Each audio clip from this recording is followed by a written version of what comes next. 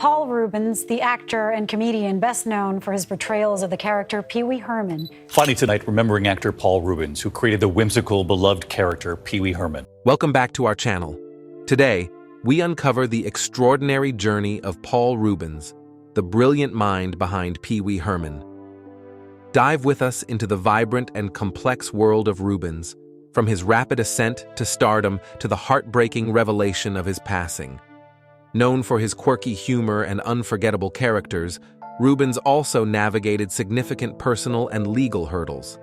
Yet, his undeniable talent and enduring spirit secured him a beloved spot in the annals of entertainment. Curious about the highs and lows of Paul Reubens' life? Join us as we explore his captivating story. Let's get started on this journey. But before the fame and the challenges, let's take a look at where it all began. Paul Reubens, born Paul Rubenfeld on August 27, 1952, in Peekskill, New York, grew up in Sarasota, Florida, with his parents Judy and Milton Rubenfeld. His parents owned a lamp store, and Judy was a teacher, while Milton had a fascinating past as an automobile salesperson and a pilot for Britain's Royal Air Force and the U.S. Army Air Forces during World War II. Milton was also one of the founding pilots of the Israeli Air Force during the 1948 Arab-Israeli War. Paul had two younger siblings, Luke, who became a dog trainer, and Abby, who became a lawyer working with a group that protects human rights. Growing up in a Jewish family, Paul spent much of his childhood in Oneonta, New York, but it was Sarasota that played a significant role in shaping his interests. Sarasota, the winter home of the Ringling Brothers, and Barnum and Bailey Circus, was a lively place that inspired young Paul. Frequent visits to the circus sparked his fascination with entertainment, and he was enchanted by the colorful and whimsical world of the performers. This circus atmosphere would later influence his work as Pee-wee Herman. As a child, Paul loved watching reruns of I Love Lucy, which made him want to make people laugh. At age 5, he asked his father to build him a stage where he and his siblings could act out plays. Paul attended Sarasota High School, where his passion for acting continued to grow. He was named president of the National Thespian Society and participated in several plays. He also joined the local Asolo Theater and Players of Sarasota Theater, where he honed his craft. His talent was evident, and he was accepted into Northwestern University's summer program for gifted high school students. After graduating from high school, Paul attended Plymouth State University for one semester before transferring to Boston University. His dream was to become a professional actor, but he faced several rejections from prestigious acting schools, including Juilliard and Carnegie Mellon University. Despite these setbacks, he persisted and was eventually accepted into the California Institute of the Arts. Moving to California was a pivotal moment in Reubens' life. To support himself while pursuing his acting career, he worked in restaurant kitchens and as a Fuller Brush salesman. Paul's first acting role came in an elementary school production of the Tony-nominated play 1,000 Clowns. This experience solidified his desire to pursue acting as a career. As a young actor, he admired Ron Howard, the child star of The Andy Griffith Show, and even considered him a professional nemesis. Reubens once joked, "I wish it was funny, but it was so serious to me back then." Despite his admiration for Hollywood, Paul only wrote fan mail once as a child to Walt Disney. He never received a response, but this didn't deter him from chasing his dreams. Early career. Paul Reubens' career began to take shape in the 1970s when he started performing at local comedy clubs. His unique style quickly drew attention. From 1977 onwards, he appeared 14 times on The Gong Show, including 4 performances as part of the act The Hilarious Betty and Eddie with Charlotte McGinnis. Their quirky antics were a hit with audiences. A major turning point in Reubens' career came when he joined the Groundlings, a renowned improvisational comedy troupe based in Los Angeles. He spent 6 years with the Groundlings, working alongside talents such as Bob McClurg, John Paragon, Susan Barnes, and Phil Hartman. Reubens and Hartman formed a strong creative partnership, often collaborating on various projects. In 1980, Reubens landed a minor role as a waiter in the iconic film The Blues Brothers. However, it was during a 1978 improvisation exercise with the Groundlings that he conceived his most famous character, Pee-wee Herman. Pee-wee was envisioned as an aspiring comic who was so inept at joke-telling that his failure was obvious to the audience. Phil Hartman and John Paragon played key roles in further developing the character. Pee-wee origin. The distinct voice of Pee-wee originated from a 1970 production of Life with Father, where Reubens played an obnoxious character. The name Pee-wee came from a harmonica Reubens had as a child, and the surname Herman was inspired by an energetic boy he knew in his youth. Pee-wee's iconic gray suit originally belonged to the Groundlings director Gary Austin, who passed it on to Reubens. The red bow tie, a signature piece of Pee-wee's look, was given to Reubens before a performance. In 1980, Reubens auditioned for Saturday Night Live for the 1980-1981 season alongside comedian Gilbert Gottfried. Convinced that Gottfried would get the job due to his connections, Reubens, feeling angry and bitter about the rejection, decided to create his own show in Los Angeles, featuring Pee-wee Herman. With support from fellow Groundlings members like John Paragon, Phil Hartman, and Lynn Marie Stewart, the Pee-wee Herman Show was born.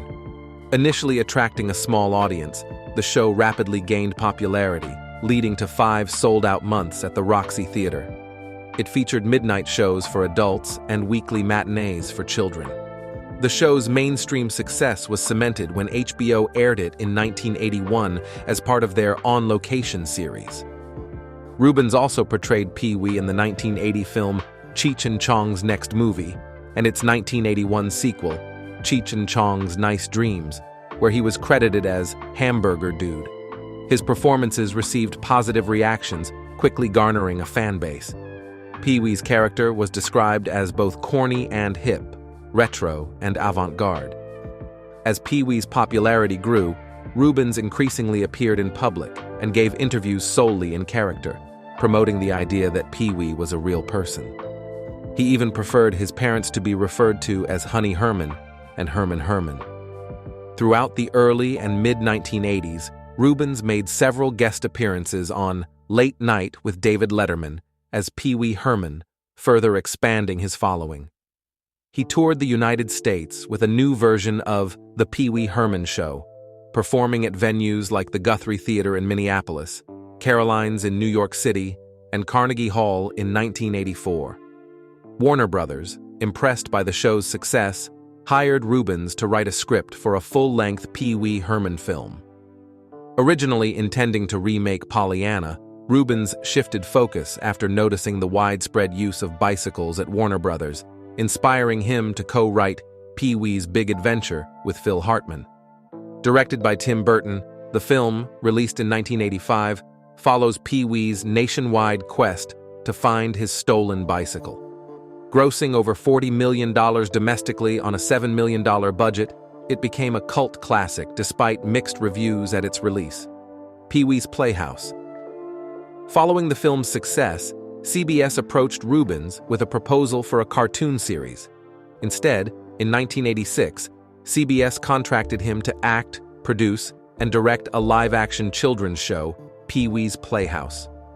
With a budget of $325,000 per episode, comparable to a primetime sitcom, CBS agreed to no creative interference. The show featured a cast including Lawrence Fishburne and S. Epitha Merkerson, and its opening credits were sung by Cyndi Lauper under the pseudonym Ellen Shaw. Pee-wee's Playhouse was designed to be both educational and entertaining for children, quickly attracting a dual audience of kids and adults. Influenced by 1950s shows like The Rocky and Bullwinkle Show, The Mickey Mouse Club, Captain Kangaroo, and Howdy Doody, Reubens aimed to create a conscious, moral show that taught children the ethics of reciprocity. He believed that children enjoyed Pee-wee's Playhouse because of its fast-paced, colorful presentation, while parents appreciated its nostalgic elements. In 1986, Reubens voiced the ship's computer in Flight of the Navigator under the pseudonym Paul Mall. In 1987, he voiced the pilot droid RX-24, also known as Captain Rex, in the Star Tours attraction at Disneyland, Disney MGM Studios, and Disneyland Paris. Reubens continued to portray Pee-wee Herman in cameo appearances in films like Back to the Beach and on TV shows like Sesame Street. Following the success of Pee-wee's Big Adventure, Reubens began collaborating with Paramount Pictures on a sequel, Big Top Pee-wee, directed by Randall Kleiser and co-written by Reubens and George McGrath. Released in 1988, the film did not achieve the same success as its predecessor, earning mild reviews and grossing only $15 million at the box office. Reubens attended the 1988 Academy Awards with his Big Top Pee-wee co-star Valeria Golino, sparking dating rumors. The following year, he participated in a mock wedding with Doris Duke's adopted daughter Chandi Hefner, officiated by Imelda Marcos at Duke's mansion in Honolulu, Hawaii. Pee-wee's Playhouse aired from September 13, 1986, until November 10, 1990. Reubens had initially agreed to 2 more seasons after the third, but when CBS inquired about a 6th season, he declined, opting for a sabbatical. Suffering from burnout from playing Pee-wee full-time, Reubens wanted to explore other ideas. The show concluded after 5 seasons, totaling 45 episodes and a Christmas special, and won 22 Emmy Awards. The Famous Arrest. In 1991, Paul Reubens faced legal trouble. On July 26th, during a police inspection at an adult movie theater in Sarasota, Florida, Reubens was arrested for indecent exposure, shocking the nation due to Pee-wee's innocent persona. Detectives detained several people, including Reubens, who identified himself as Pee-wee Herman and offered to perform a children's benefit for the sheriff's office in exchange for leniency. His offer was declined. A local reporter recognized Reubens' name, prompting his attorney to offer the same deal to the Sarasota Herald-Tribune, which also declined. The arrest brought a wave of negative publicity. Late-night talk shows mocked Reubens, Disney MGM Studios suspended a video featuring Pee-wee, and Toys R Us removed Pee-wee toys from its stores.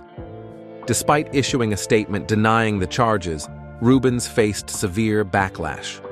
On November 7, 1991, he pleaded no contest to avoid a formal charge on his record, creating and producing 2 anti-drug public service announcements as part of his community service. Many artists who knew Reubens, such as Cyndi Lauper, Annette Funicello, Zsa Zsa Gabor, and Valeria Golino, voiced their support. Pee-wee's Playhouse production designer Gary Panter, actress S. Epitha Merkerson, and director Randall Kleiser also spoke in his favor. Fans rallied in support of Reubens, picketing in Los Angeles, New York, and San Francisco after CBS canceled reruns of Pee-wee's Playhouse. A television news magazine received tens of thousands of responses to a Pee-wee telephone survey, showing overwhelming support for Reubens by a 9:1 ratio. Though Reubens avoided interviews and talk shows following his arrest, he made a notable appearance as Pee-wee Herman at the 1991 MTV Video Music Awards, joking, "Heard any good jokes lately?" and receiving a standing ovation. In 1992, he participated in a tribute to Minnie Pearl as Pee-wee Herman one last time. The fallout was significant. CBS pulled the remaining reruns of Pee-wee's Playhouse from its schedule, and Toys R Us removed Pee-wee toys from its stores nationwide. A tape featuring Pee-wee's voice was even removed from a studio tour at Disney MGM Studios. This was not Reubens' first legal issue. In 1971, he had been arrested in the same county for loitering near an adult theater, though the charges were dropped. In 1983, he was placed on 2 years of probation for cocaine possession. Comeback after arrest. After his arrest, Reubens stepped back from the spotlight, focusing on writing and collecting eclectic items from fake food to lamps. Despite his low profile, he did not completely disappear from the entertainment industry. In 1992, he took on small roles in films like Buffy the Vampire Slayer and Tim Burton's Batman Returns, where he portrayed the Penguin's father. His distinctive voice brought life to the character Locke in Burton's The Nightmare Before Christmas in 1993. During the mid-90s, Reubens found success with a recurring role on the TV series Murphy Brown, earning positive reviews, and his only non-Pee-wee Emmy nomination for Outstanding Guest Actor in a Comedy Series. He appeared 6 times on the show between 1995 and 1997. Following this, he began working on an NBC pilot called Meet the Muckles. As Reubens began making public appearances again, he gave several interviews and appeared on The Tonight Show with Jay Leno to promote the film Mystery Men. He also starred in Dwight Yoakam's western South of Heaven, West of Hell, playing a dark role as a rapist and killer.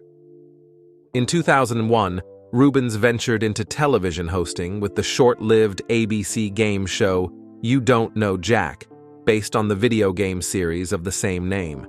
Despite his efforts, the show was canceled after just 6 episodes due to low ratings. Another legal controversy.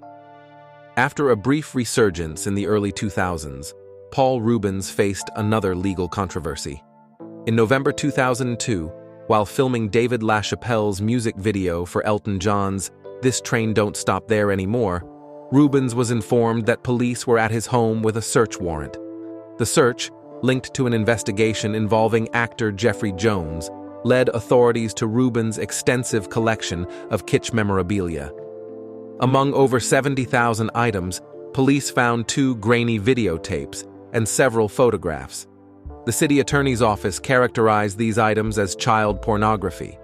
Reubens' representative Kelly Bush disputed this, explaining that the materials were actually Rob Lowe's sex videotape and collectible images dating back around 100 years. Reubens turned himself in to the Hollywood division of the Los Angeles Police Department and was charged with misdemeanor possession of obscene material depicting a minor. Despite a thorough investigation, the district attorney found no grounds for felony charges. However, City Attorney Rocky Delgadillo formally charged Reubens on the last day permitted by statute. Throughout this ordeal, Reubens maintained his innocence, adamantly denying any interest in child pornography. In December, he pleaded not guilty through his lawyer Blair Burke.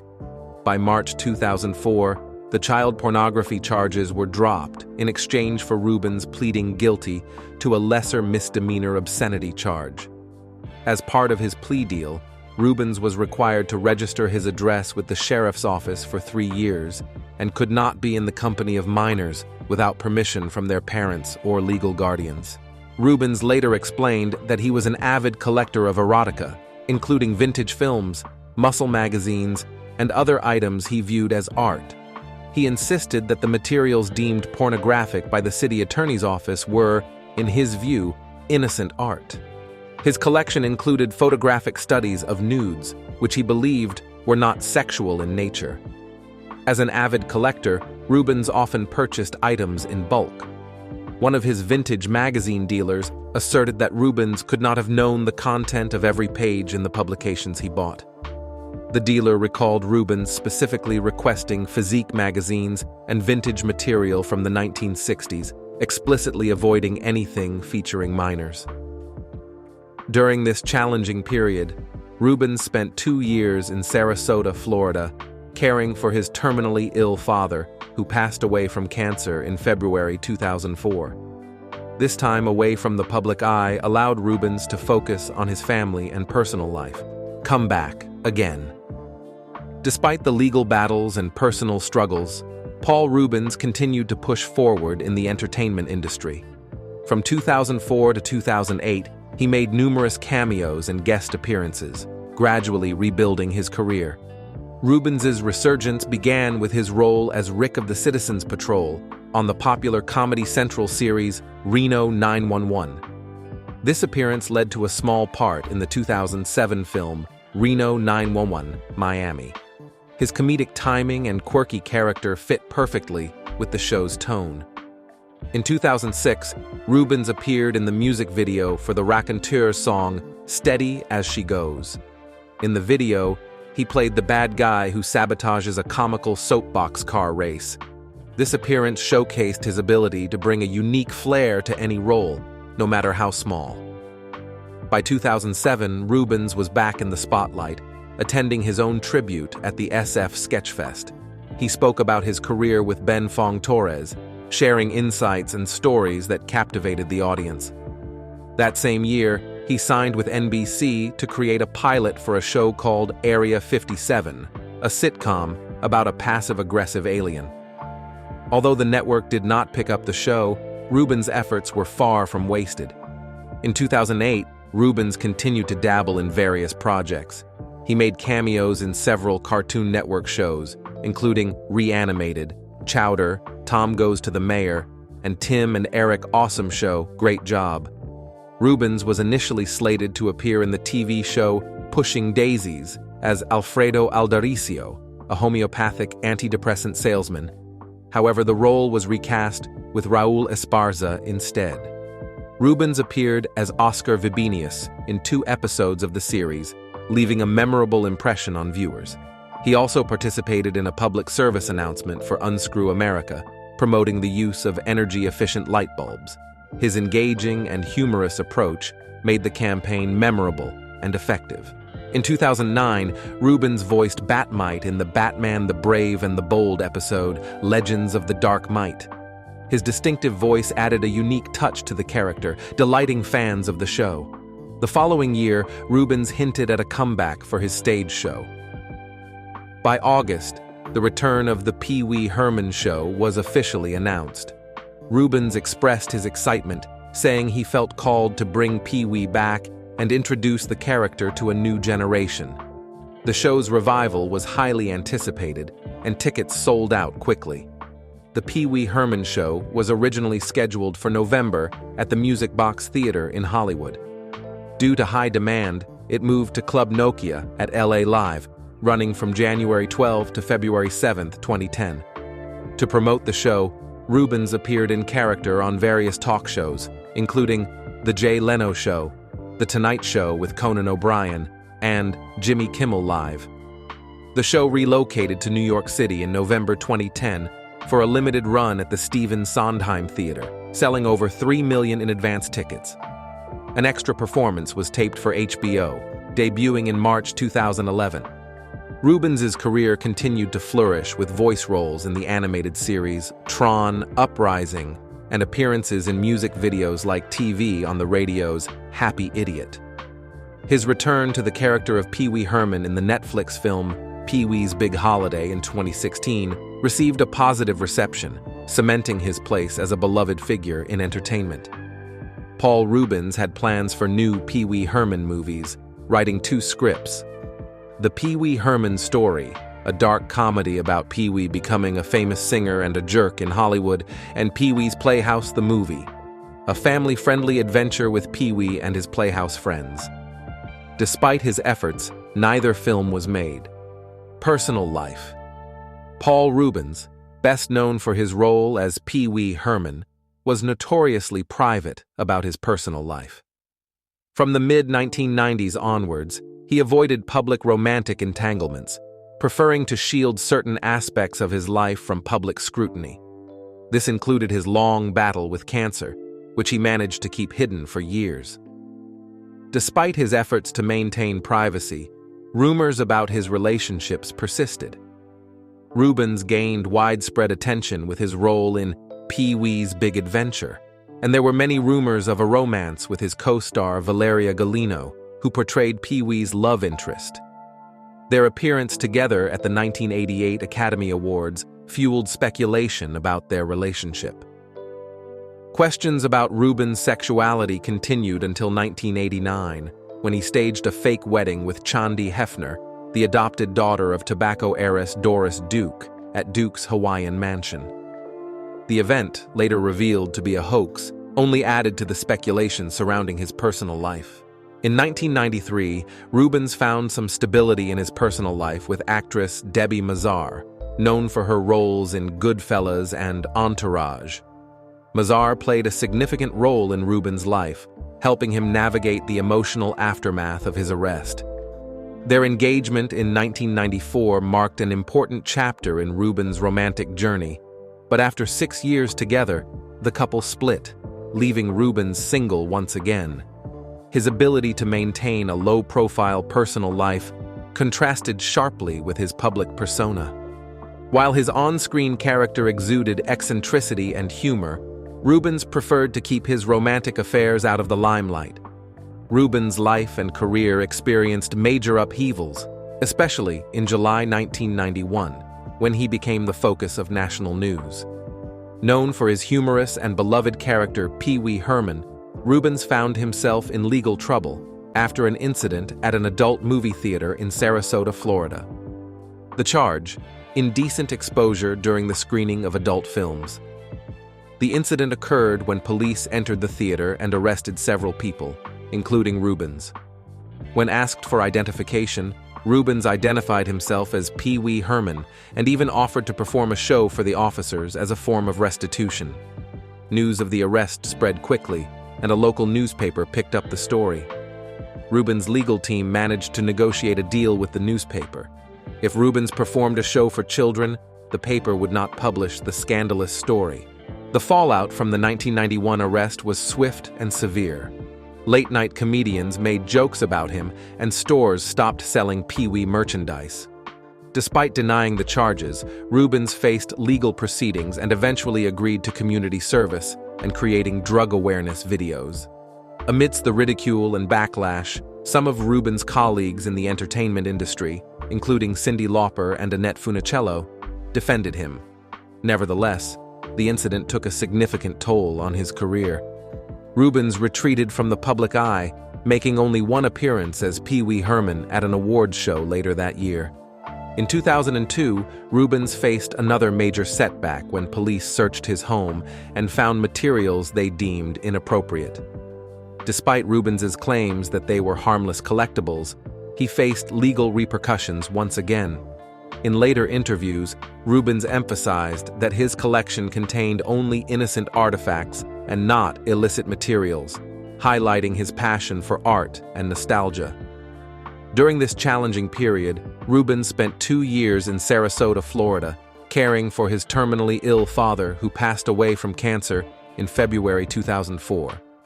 This time away from the public eye allowed Reubens to focus on his family and personal life. Despite the challenges, Reubens found solace in his art, channeling his energies into new projects and collaborations. Focusing on professional creativity rather than public disclosures about his personal life allowed him to retain a sense of control over his public image. Through it all, Reubens cherished the legacy of Pee-wee Herman, a character beloved by generations of fans. Paul Reubens passed away on July 30th, 2023, in Los Angeles at the age of 70. The immediate cause of death was acute hypoxic respiratory failure. At the time of his death, he was fighting myogenic leukemia and metastatic lung cancer, conditions he had kept private for 6 years.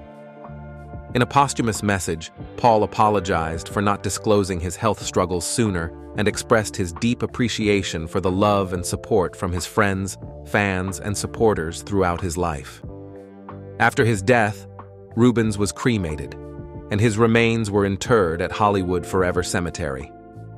One of his last public appearances was on a 2021 episode of Celebrity Wheel of Fortune, where he raised $52,000 for Feeding America.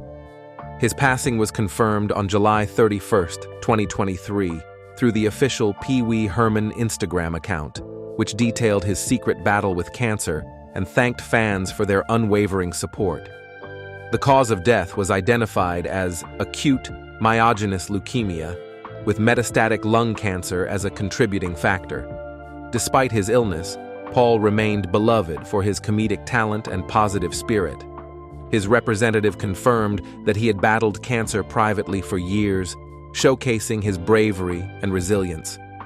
Reubens' legacy as an actor, comedian, writer, and producer continues to be celebrated worldwide.